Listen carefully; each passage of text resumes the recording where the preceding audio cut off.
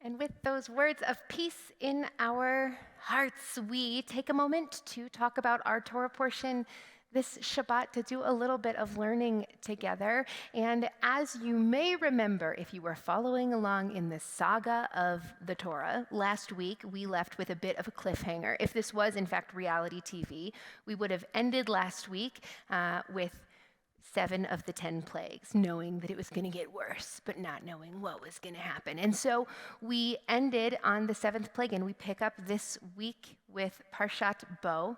We are well into the book of Exodus. And in this parsha, here's what we've got. The last 3 plagues we do pick right back up with the 8th plague. We get some locusts, yuck. We get some darkness, yikes. And then the death of the firstborn, which we know is a heartbreaking, heart-wrenching plague to think about. And in between those plagues, sort of sprinkled in amongst the story that we're telling, we get a lot of instructions in this week's Torah portion. And the instructions that we get are, in a lot of ways, how to observe the holiday of Passover. And so it's a really interesting, it's a little bit of like a split narrative that on one hand, what we're doing is talking about the 8th plague, and then the 9th plague, and then the 10th plague, and what happens, and what's Pharaoh doing, and what's Pharaoh saying, and what's God saying to Moses, and what's Moses saying to the people. And then on the other hand, it's like, you're going to remember this day, and you're going to do these things to celebrate and acknowledge this moment way down the line.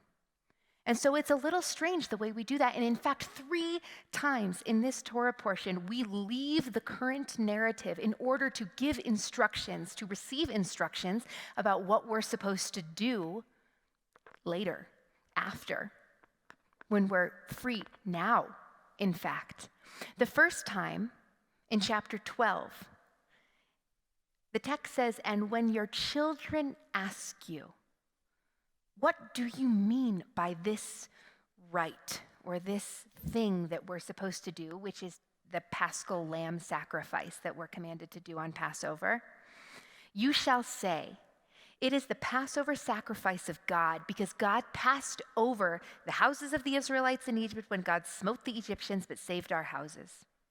And then the second time in the next chapter, Moses says to the people, "Remember this day on which you went free from Egypt, the house of bondage, and how God freed you from it with a mighty hand.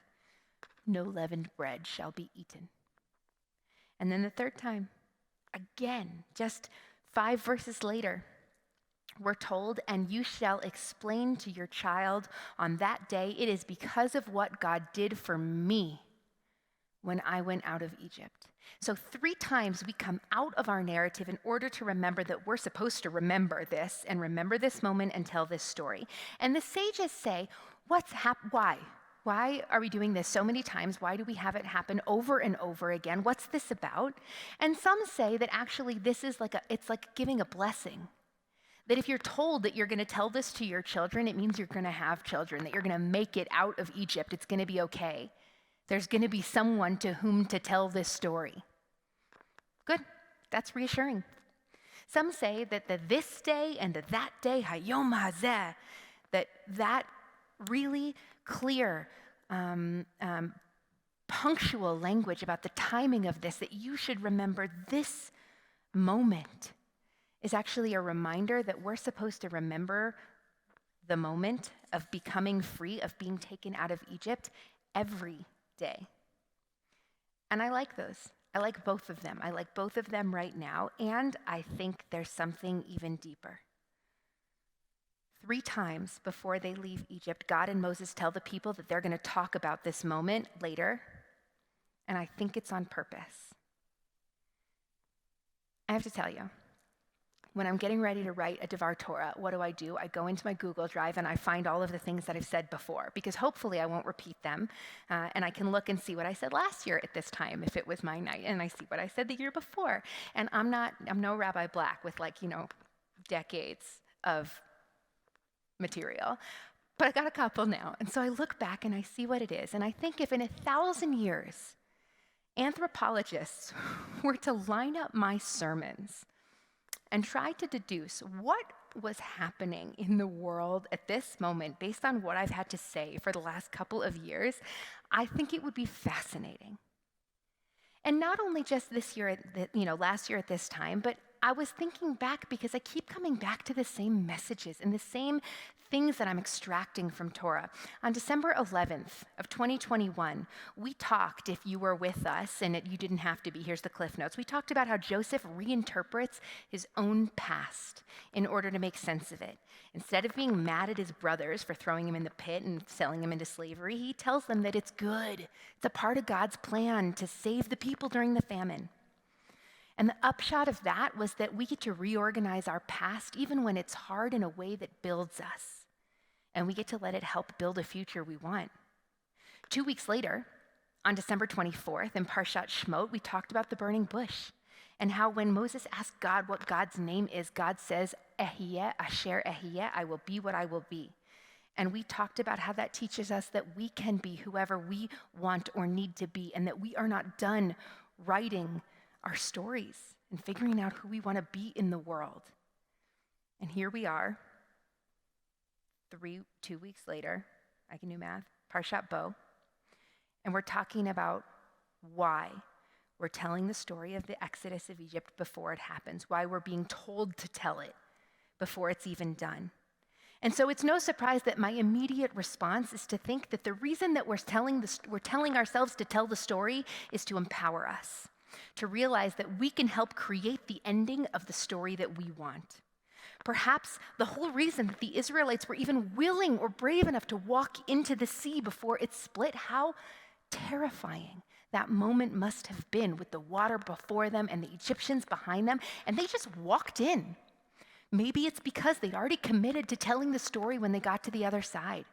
That this moment is what got them through that moment, that they knew they had to sit around a table and tell their children that they made it. And so with this sort of line of these very empowering sermons I've been giving, why am I talking so much about ownership and future and control and strength?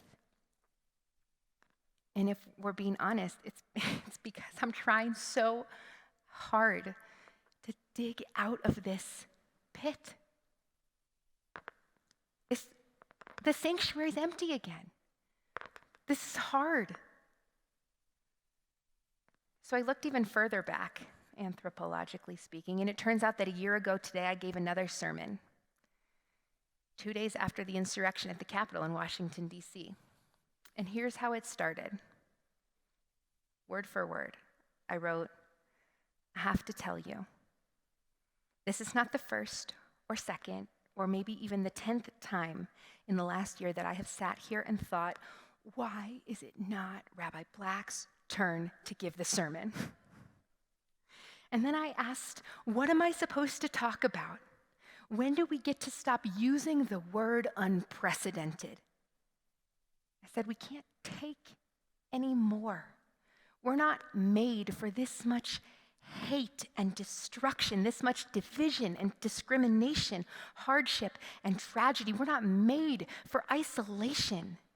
We're not made for this kind of year. If only I knew how many more times I would think that. Because I gave that sermon in January of 2021, and then we lived through the rest of 2021, and our year has started again with tragedy and isolation, with fires burning, just in time for us all to retreat back into our own hidey holes, alone. We've been speaking, and you've been listening to, over and over and over again, these Devar Torahs and sermons that ask us to be better, to try harder, to find more and be more in this time, to help and care and reach out and stay safe, because we're all trying to dig out of these pits of isolation and despair, to find the light and the fresh air and the safety and the peace. We've been trying for 2 years now. I don't have any more advice or positivity, at least not this week, about what the heck we're supposed to do is starting to feel a little bit forced. But what I do know definitively at this moment is that for better or worse, the story is not over. Obviously, this is not how it ends. We thought maybe that we would be vaccinated and boosted and go back to the rest of life, but here we are masked and learning the Greek alphabet better than a bunch of frat boys, and so we know this is not the end. And so at this moment, we are just like those ancestors in Egypt. We are still slaves. We're still in Egypt. It is still narrow. We are not free yet. It's not over, and we don't have any idea how it's actually going to end. So let's take our cue from the Parsha and just start talking about it and start dreaming about it and telling each other and imagining what it will be like to sit around the table decades from now and tell our children how we emerged from this darkness, because we will. We know we will. It will happen someday. That's what we sing about when we say we will overcome someday. We know we're going to get there. We don't know when. We don't know how hard it's going to be. We don't know at what cost. But we learn from this parsha that before the plagues are even over, we begin to extract the lessons of this time, to prepare ourselves, to teach them to our children, to ask them to do better than us when they face dark holes and hard times. If we wait until we're out, we might forget just how much this hurts and how much this pain matters. I think in 1,000 years, when anthropologists look back on the annals of history of Temple Emanuel in Denver during the pandemic, and they watch all of our Facebook Live videos, and then they read our sermons, I'm so sorry to those anthropologists 1,000 years from now, they're going to wonder what the heck was going on in the world. They're going to wonder why nobody seemed to be in charge of fixing it. And they're going to see that we took care of each other, that we loved each other, that we did not give up, that we did hard things for each other, and that we, much like our ancestors who were running, terrified for their lives out of Egypt toward the wilderness, that we did not quit when things got hard. That we, in fact, though we don't feel like it now, that we were resilient. Over and over and over, Pharaoh changed his mind about our freedom. And over and over and over, our disappointment in the hardness of his heart almost broke us. We get that. We're there. I'm talking to an empty room. We think that we're almost at the other side, and then we're not. But we will be. We talk about the story before it's over because it isn't over. So we're not done yet. Not done supporting and loving and helping and reaching out and caring and motivating and holding and listening and lifting and persevering. We're not done. We might want to be, but we're not. So we just keep going. Because it matters that we're going to sit around a table and tell our children someday the story of this time when we reach the far shores of this sea and we find freedom. We will.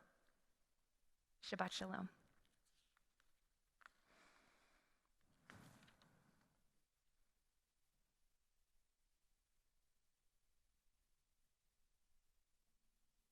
Koach, Rabbi Hyatt. We rise as we are able, as we turn and walk to the ark for Alinu.